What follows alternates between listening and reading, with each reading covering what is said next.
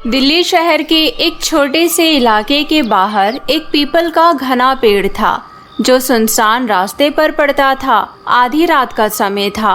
उसी घने पीपल के पेड़ के नीचे से बसंती नाम की एक चुड़ैल के गुनगुनाने की आवाज सुनाई दे रही थी। ये चांद सा रोशन चेहरा, जुल्फों का रंग सुनहरा, तारीफ करूं मैं क्या खुद की जिसने मुझे बनाया। बसंती चुड़ैल के तेज आवाज में गाना गाने से पेड़ के ऊपर की डाल पर बैठी शालू नाम की दूसरी चुड़ैल कूदकर नीचे आ जाती है। कौन है जो अपने आप को ऐश्वर्या राय समझ रही है? अरे बसंती आंटी, तुम हो जो इतनी तेज गाना गा रही थी। ए आंटी किसको बोली? आंटी होगी तेरी चाची। तू मेरी ब्यूटी देखकर चल रही है ना? क्या आंटी काहे को गुस्सा होती हैं? देखो मुझे पता है तुम 150 साल से पुरानी काली मंदिर के बरगद पेड़ पर रह रही थी और मैं 6 महीने पहले लेटेस्ट चुड़ैल बनी हूँ। तो माइंड काहे को करती है? मेरी तो आंटी लगोगी ना। अच्छा ये बताओ तुम इधर कैसे आई? उधर का इलाका छोड़ दिया क्या तुमने? अब क्या बताऊं, बरसों बाद रात के समय एक लड़की जोरदार परफ्यूम लगाकर पेड़ के नीचे आकर खड़ी हुई थी। बस मेरे को मौका मिला और मैं उसके अंदर घुस गई। उसके साथ बाहर होटल में खाना खाया, 9 से 12 का सिनेमा देखा। बहुत मजा आया। क्या गाना था। मैं नाचूं आज छम छम छम। मेरा तो उस लड़की की बॉडी से निकलने का मन ही नहीं था, लेकिन क्या करती। सवेरे सवेरे सज सवर कर मंदिर जाने को निकल गई वो। अब मैं क्या ही करती। मंदिर के अंदर तो अपनी एंट्री बैन है ना, इसलिए मजबूरी में निकलना पड़ा उसके अंदर से। बस उधर से सीधा इधर आई हूँ। बसंती आंटी, तुम क्या खुद को हीरोइन समझ रही हो जो आधी रात को गाना गाकर सबकी नींद डिस्टर्ब कर रही हो? और इसमें समझने जैसा क्या है? मैं इतनी सुंदर हूँ, फिल्म की सारी हीरोइनें फीकी है मेरे सामने। आंटी अभी तुम चुड़ैल बन गई हो, अपना फेस नहीं देखा क्या? अभी रुको मैं तुम्हें दिखाती हूँ। इतना कहकर चुड़ैल शालू एक आईना लाकर चुड़ैल बसंती को पकड़ा देती है।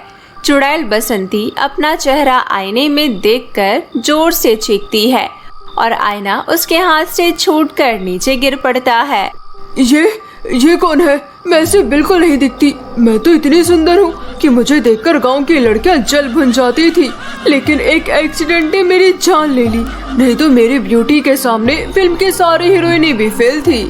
आंटी वो तब था जब आप बसंती थी, अब यह बसंती नहीं चुड़ैल हो। चुड़ैल भी कहीं सुंदर होती है। चुड़ैल शालू ने जब से चुड़ैल बसंती को आईना दिखाया था वो बहुत उदास रहने लगी थी। वो इस सच को स्वीकार ही नहीं कर पा रही थी कि अब वो चुड़ैल बनकर इतनी डरावनी दिखती है। एक दिन बसंती और शालू चुड़ैल पीपल के पेड़ पर बैठकर बातें कर रही थी कि तभी सामने की दुकान में एक बदसूरत लड़की जाती है और कुछ देर बाद बहुत सुंदर बनकर बाहर आती है। अरे शालू, ये कौन सा जादू है?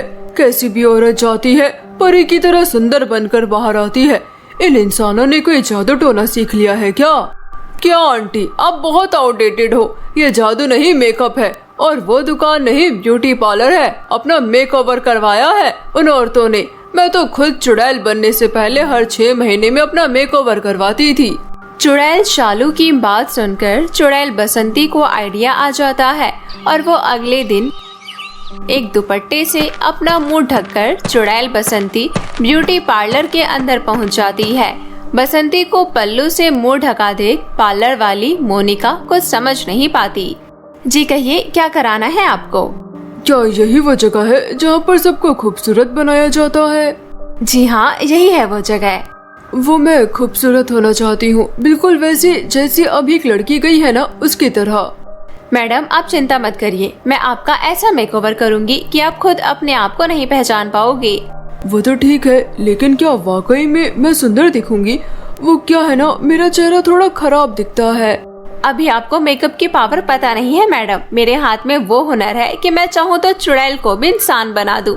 आप क्या चीज हो? आप तो बस घूंघट हटाकर अपना चेहरा दिखाइए और यहाँ तसल्ली से बैठ जाइए। पार्लर वाले के कहने पर चुड़ैल बसंती अपना घूंघट हटा देती है। बसंती का असली चेहरा देखकर पार्लर वाले को सदमा लग जाता है। तुम सीधा फैंसी ड्रेस कंपटीशन से पार्लर आ रही हो क्या? ये कैसा मजाक है? मेरा दिल बहुत कमजोर है, अभी दौरा पड़ जाता तो क्या होता? कम से कम ये ड्रेस और मेकअप हटा कर आना चाहिए था ना। बेवकूफ औरत, मैं कोई फैंसी ड्रेस कंपटीशन से नहीं आई हूँ, मैं वाकई में चुड़ैल हूँ। चुड़ैल दीदी, मैंने आपका क्या बिगाड़ा है? आप क्यों मेरे पीछे पड़ी हो? आप कहो तो मैं अपना पार्लर बंद करके हमेशा के लिए चली जाती हूँ। बस मुझे छोड़ दो। आप कहीं मेरी उस चुड़ैल वाली बात से नाराज तो नहीं हो गई? अरे वो तो मैंने ऐसे ही फ्लो में बोल दिया था, मेरा वो मतलब नहीं था। बिल्कुल चुप, मैंने कब कहा कि मैं तुझे मारने आई हूँ? मैं तो बस अपना मेकअप कराने आई थी ताकि मैं भी खूबसूरत लग सकूं। ये कैसी बातें कर रही हैं आप? चुड़ैल का मेकअप करना नहीं आता मुझे, मैं तो बस इंसानों का मेकअप करना जानती हूँ। अभी तो तुम बड़ा कूद कूद कर बोल रही थी कि तू चुड़ैल को इंसान बना सकती है। अब सीधे सीधे तू मेरा मेकअप करती है या फिर मैं तुझे दूसरे तरीके से समझाऊं? आलतू जलाल तू, आई बला को टाल तू, आलतू जलाल तू। लगता है तू ऐसे नहीं मानेगी, तेरी अकल ठिकाने लगानी पड़ेगी। इतना कहकर चुड़ैल बसंती पार्लर वाली मोनिका के शरीर के अंदर घुस जाती है। थोड़ी देर बाद पार्लर में मेकअप कराने के लिए एक औरत आती है। अब क्योंकि पार्लर वाली मोनिका के अंदर तो चुड़ैल बसंती घुस चुकी थी, इसलिए बसंती उस औरत का बहुत ही भयानक मेकअप करती है और उसे बिल्कुल किसी चुड़ैल जैसा बना देती है। जैसे ही मेकअप पूरा होता है, चुड़ैल बसंती पार्लर वाली के शरीर से निकलकर वहीं पास में एक चेयर पर बैठ जाती है। तभी वो औरत गुस्से से मोनिका से कहती है, ये क्या किया तुमने? मेरी बहन की शादी और तुमने मेरा ऐसा हुलिया बना दिया। इतना भयानक मेकअप कौन करता है? मुझे देखकर तो चुड़ैल भी डर जाएगी, तुझे मैं छोड़ूंगी नहीं। इतना कहकर वो औरत पार्लर वाली के मुंह पर एक तमाचा मार देती है और पैसे दिए बिना ही वहाँ से उठकर चली जाती है। अरे ये सब क्या हो रहा है मेरे साथ? मैंने तो कुछ भी नहीं किया। बिना बात वो औरत मुझे इतनी सारी गालियाँ देकर और थप्पड़ मारकर चली गई। तुम बिल्कुल ठीक कह रही हो, ये सब तुमने नहीं किया बल्कि मैंने किया है। अब अगर तुमने मेरा मेकअप नहीं किया ना तो कुछ ही दिनों में तुम्हारा ये पार्लर बंद हो जाएगा और यहाँ आने वाला हर कस्टमर ऐसे ही तुम्हारे मुंह पर तमाचा मार कर जाएगा। अभी तो जानती नहीं कि एक चुड़ैल क्या क्या कर सकती है। मैं चाहूँ ना तो अभी भी 1 मिनट के अंदर तेरी अकल ठिकाने लगा सकती हूँ। चुड़ैल बसंती की बात सुनकर पार्लर वाली बहुत ज्यादा डर जाती है और चुड़ैल बसंती का मेकअप करने के लिए तैयार हो जाती है। मेकअप के बाद चुड़ैल बसंती अपना चेहरा आईने में देखती है तो खुद को देखती रह जाती है। अरे वाह, तेरे हाथ में तो बड़ी सफाई है। तूने तो मुझे इतना सुंदर बना दिया जितना मैं तब भी नहीं थी जब मैं जिंदा थी। मैं तेरे काम से बड़ी खुश हो गई। अच्छा ये बता, अब तूने मेरा मेकअप कर दिया, अब मैं वापस से पहले जैसी तो नहीं हो जाऊंगी ना? देखो, मैं किसी की शक्ल सूरत थोड़ी ना बदल सकती हूँ। ये तो बस मेकअप है, थोड़ी देर बाद उतर जाएगा और फिर तुम्हारी असली शक्ल बाहर आ जाएगी। पार्लर वाली की बात सुनकर बसंती को एक बार फिर से गुस्सा आ जाता है। क्या कहा? तूने ऐसा मेकअप किया है मेरा कि थोड़ी देर बाद फिर से मैं चुड़ैल बन जाऊंगी? अरे नहीं नहीं, मेरी आपसे कोई दुश्मनी थोड़ी ना है चुड़ैल दीदी। मेकअप का मतलब ये नहीं होता कि कोई अपनी शक्ल सूरत बदल सकता है। ये तो बस थोड़ी देर के लिए लगाया जाता है। अगर आपको हर रोज खूबसूरत दिखना है तो रोज रोज ये मेकअप लगाना पड़ेगा। तुम्हें क्या बोल रही हो? अगर रोज 2 घंटे आकर मैं तेरे पार्लर में ही बैठी रहूंगी तो लोगों को डराऊंगी कब? मेरा तो सारा काम धंधा ही चौपट हो जाएगा।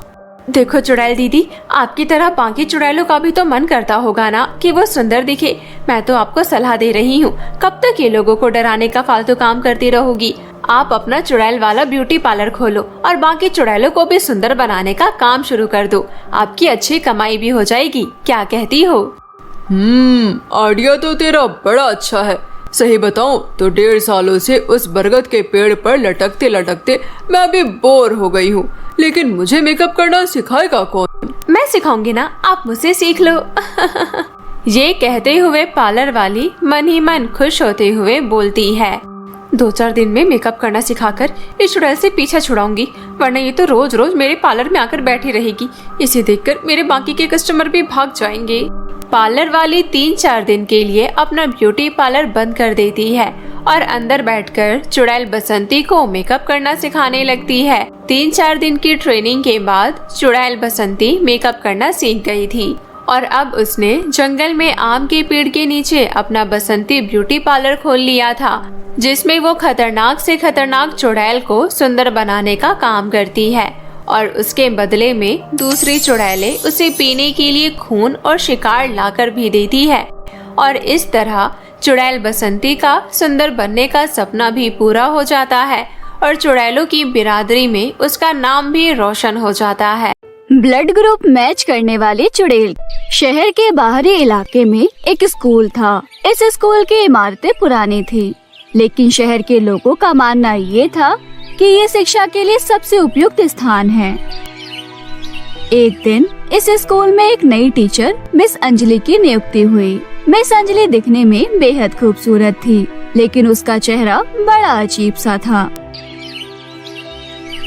आज मिस अंजलि का स्कूल में बच्चों को पढ़ाने का पहला दिन था। गुड मॉर्निंग बच्चों, मैं तुम्हारी नई टीचर हूँ। उम्मीद करती हूँ तुम सबको मुझसे मिलकर बहुत खुशी हो रही होगी। तभी आखिरी बेंच पर बैठी पलक नाम की एक लड़की अपनी सहेली सीमा से धीरे से बोलती है, मुझे तो ये नई टीचर बड़ी अजीब सी लग रही है। इसके आने से क्लास में कितना सन्नाटा हो गया है। मुझे भी कुछ ऐसा ही लग रहा है। इसका चेहरा तो देखो कितना लाल है, एकदम चुड़ैल जैसा। फिर मिस अंजलि की आवाज सुनकर दोनों एकदम चुप हो गयीं। बच्चों, आज मेरा आप लोगों के साथ पहला दिन है, इसलिए मैं तुम्हें इंटरेस्टिंग टॉपिक पढ़ाऊंगी। आज हम ब्लड ग्रुप के बारे में पढ़ेंगे। आप सभी को बहुत मजा आने वाला है, तो चलो पढ़ना शुरू करते हैं। बच्चे मिस अंजलि की बातें सुन तो रहे थे, लेकिन क्लास का वातावरण अचानक से बदल सा गया। सभी बच्चों को ऐसा लगा जैसे कि वो बहुत कमजोरी महसूस कर रहे हैं। एक दिन पलक और गौरी प्लेग्राउंड में खेल रहे थे, तभी उन्हें वहाँ एक बच्चे की लाश मिली। उसका शरीर सफेद पड़ चुका था। दोनों ने तुरंत जाकर ये खबर स्कूल की प्रिंसिपल मैडम को बताई। देखते ही देखते प्रिंसिपल समेत सभी टीचर्स और बच्चे प्लेग्राउंड में इकट्ठा हो गए। स्कूल प्रिंसिपल ने बड़े ध्यान से उस बच्चे का शरीर देखा और बोली, अरे, इसके बाजू में तो एक गहरा निशान है, जैसे कि किसी ने खून निकालने के लिए सुई चुभाई हो। आपने सही कहा प्रिंसिपल मैडम, इस बच्चे का शरीर कितना सफेद पड़ गया है। ऐसा लगता है किसी ने इसके शरीर से सारा खून निकाल लिया हो। ये तो बहुत ही चिंता का विषय है। आज से पहले हमारे स्कूल में ऐसा कभी नहीं हुआ। हमें जल्द ही इस मामले की तह तक जाना होगा और खूनी को पकड़ना होगा। प्रिंसिपल मैडम, मुझे तो लगता है ये किसी चुड़ैल का काम हो सकता है। व्हाट नॉनसेंस, टीचर होकर कैसी बातें कर रही हो? चुड़ैल वुड़ैल कुछ नहीं होती, मैं नहीं मानती। स्कूल में ऐसी घटना पहले कभी नहीं हुई थी। अब आए दिन ऐसी घटना होने लगी, इसलिए स्कूल में डर का माहौल था। स्कूल में सन्नाटा पसरा हुआ था। बच्चों के चेहरे पर डर साफ झलक रहा था। एग्जाम नजदीक थे, इसलिए बच्चे डरते डरते स्कूल आए। कुछ टीचर डर के मारे स्कूल नहीं आए, लेकिन मिस अंजलि के चेहरे पर बिल्कुल भी डर की लकीरें नहीं थी। वहीं दूसरी ओर क्लास में पलक, गौरी और सीमा तीनों सहेलियां आपस में बातें कर रही थी।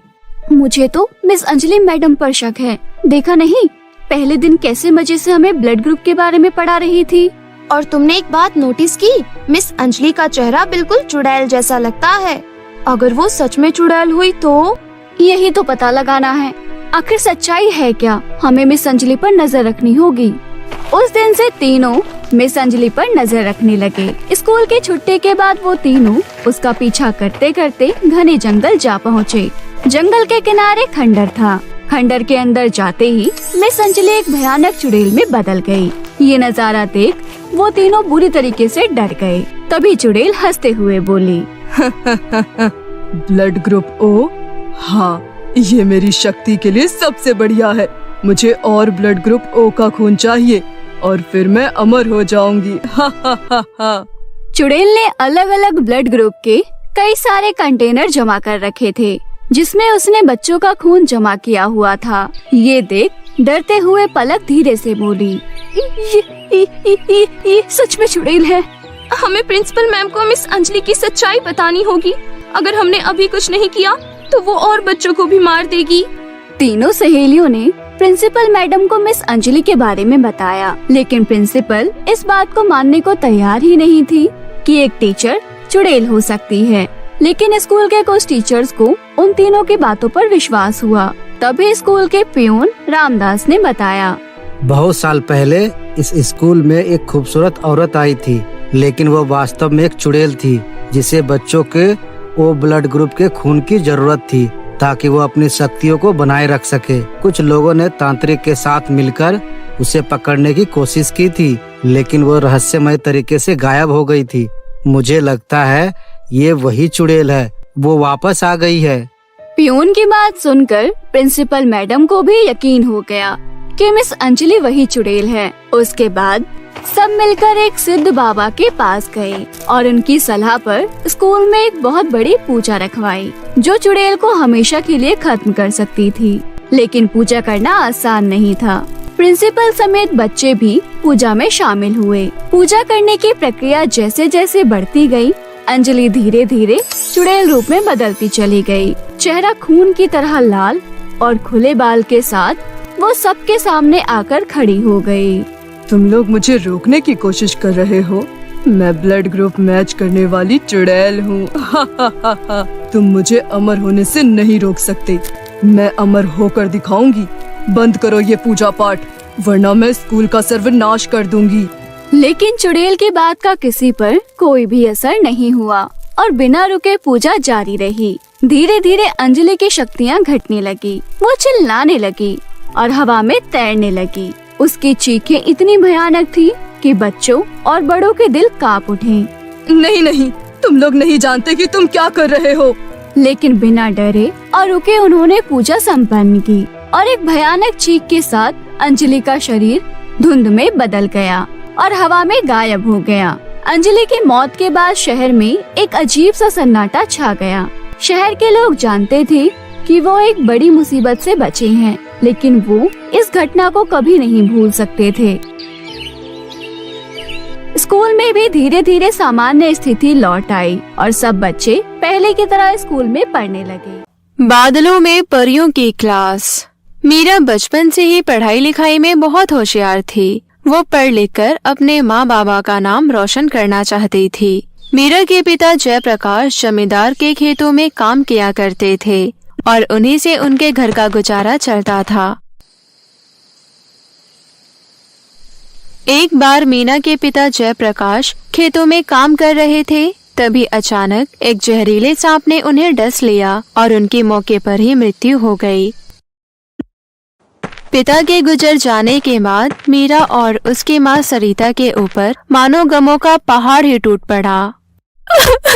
माँ, मामा हमें छोड़कर चले गए, अब हम उनके बिना कैसे जिएंगे? बेटी रो मत, हम उनकी यादों के सहारे जी लेंगे। बस तुम अपनी पढ़ाई लिखाई पर ध्यान देना। मैं हूँ ना, मैं तुम्हें तुम्हारे बाबा की कमी कभी महसूस नहीं होने दूंगी। ये कहते हुए सरिता ने रोते हुए मीरा को गले से लगा लिया। धीरे धीरे घर का राशन खत्म होने लगा और उनके घर की हालत बिगड़ने लगी। मीरा की माँ सरिता ने घर की बिगड़ती परिस्थिति देख गांव में ही एक सेठानी कल्याणी के यहाँ साफ सफाई का काम करने लगी। वहीं मीरा मन लगाकर अपनी पढ़ाई करने लगी। ऐसे ही दिन बीत रहे थे। फिर एक दिन अचानक सरिता का स्वास्थ्य बिगड़ने लगा और वो बीमार रहने लगी। सरिता बड़ी मुश्किल से काम पर जाने के लिए तैयार हुई। भगवान जी, मुझे हिम्मत दो, मुझे अपनी बेटी के लिए खड़ा होना है। अगर मैं बिस्तर में पड़ गई तो घर का खर्चा कैसे चलेगा और मैं अपनी बेटी को कैसे पढ़ाऊंगी? अपनी माँ की बिगड़ती हालत देखकर मीरा बोली, माँ आप आराम कीजिए, आपको काम पर जाने की जरूरत नहीं, आपके बदले मैं काम पर जाया करूँगी। बेटी तुम काम करने कैसे जाओगी? तुम्हें सुबह सवेरे स्कूल भी तो जाना होता है। उसकी चिंता आप मत करो माँ, मैं सुबह जल्दी उठकर सेठानी के घर का सारा काम खत्म करके वहीं से सीधे स्कूल चली जाऊंगी। बस आप अपना ध्यान रखना। इतना कहकर मीरा सेठानी के घर काम करने चली गई। वहाँ पहुँचने के बाद मीरा को देख सेठानी कल्याणी ने पूछा, तुम कौन हो और यहाँ क्या कर रही हो? जी मैं मीरा हूँ, मेरी माँ सरिता आपके यहाँ काम करने आती है ना, अब से मैं अपनी माँ की जगह यहाँ पर काम करूँगी क्योंकि मेरी माँ बीमार है। अच्छा, तो तुम सरिता की बेटी हो। सारा काम अच्छे से करना, मुझे साफ सफाई बहुत ही ज्यादा पसंद है। समझ आ गई मेरी बात? चिठानी कल्याणी मीरा को ये सब बोल ही रही थी कि तभी कल्याणी की बेटी जानवी वहाँ आई और मीरा को देखकर हैरानी से बोली, मॉम, ये लड़की यहाँ क्या कर रही है?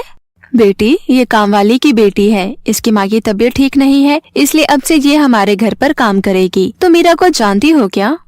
हाँ मॉम, ये मेरी ही क्लास में पढ़ती है और पढ़ाई में बहुत होशियार है। क्लास में हमेशा फर्स्ट आती है। टीचर भी इसकी बहुत तारीफ करते हैं। अरे वाह, ये तो बहुत अच्छी बात है।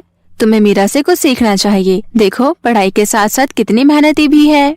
अपनी माँ की ये बात सुन जानवी गुस्से से अपने कमरे में चली गई। वहीं दूसरी ओर मीरा घर की साफ सफाई में जुट गई। काम खत्म कर मीरा जल्दी जल्दी कदम बढ़ाते हुए जब स्कूल पहुंची, कक्षा में पहुंचते ही जानवी अपनी सहेलियों के साथ मीरा का मजाक उड़ाते हुए बोली, अरे देखो देखो, काम वाली आ रही है। सुनो मीरा, मेरे डेस्क पर बहुत गंदगी जमी है, जरा यहाँ आकर साफ कर देना। मॉम से कहकर मैं तुम्हें इसके भी पैसे दिला दूंगी। जानवी की बात सुनकर क्लास में मौजूद सभी लड़कियाँ मीरा पर हंसने लगी। मीरा उन सब बातों को अनसुना कर जैसे ही अपने डेस्क पर बैठने लगी, तभी जानवी बोली, अरे रुक, तू हमारे बराबर नहीं बैठ सकती। तेरी औकात जमीन पर बैठने की है, समझी? झाड़ू पोछा वाली, चल जमीन पर बैठ। ये ज्ञान का मंदिर है, जहाँ अमीर गरीब छूत अछूत सभी को एक ही छत के नीचे शिक्षा दी जाती है। चल चल, हमें मत सिखा ज्ञान की बातें। हम तुझे अपने साथ नहीं बैठने देंगे, समझी? जानवी और कक्षा की सभी अमीर लड़कियां मीरा को अपने साथ डेस्क पर बैठने नहीं देती। दुखी होकर मीरा जमीन पर बैठकर पढ़ाई करने लगी। ऐसे ही कुछ दिन बीत गए।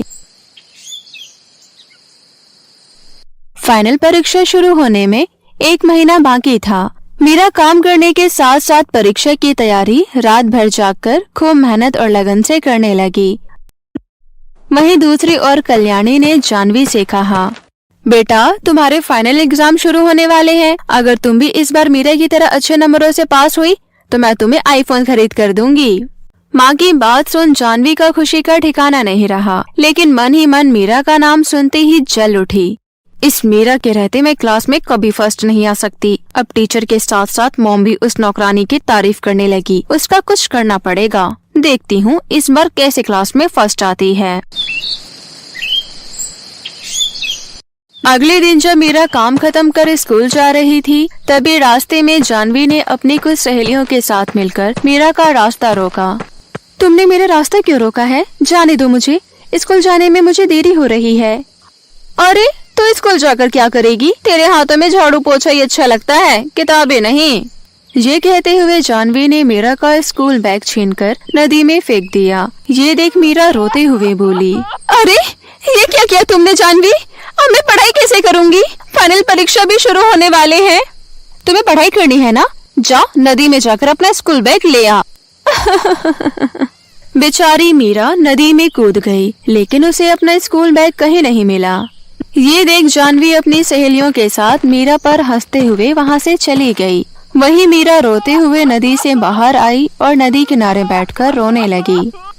मेरे पास तो इतने पैसे भी नहीं है कि मैं नई किताबें और नया स्कूल बैग खरीद सकूं। अब मैं स्कूल कैसे जाऊंगी? मेरा ये साल बर्बाद हो जाएगा। ये कहते हुए मीरा फूट फूट कर रोने लगी। तभी आसमान से सिंड्रेला परी गुजर रही थी। मीरा को रोते हुए देख सिंड्रेला परी बोली, अरे ये लड़की इस तरह रो क्यों रही है? मुझे चलकर पूछना चाहिए। ये कहते हुए सिंड्रेला परी मीरा के पास गई और उसके रोने का कारण पूछा। तुम रो क्यों रही हो? क्या हुआ? बताओ मुझे, शायद तुम्हारी मैं कोई मदद कर सकूं।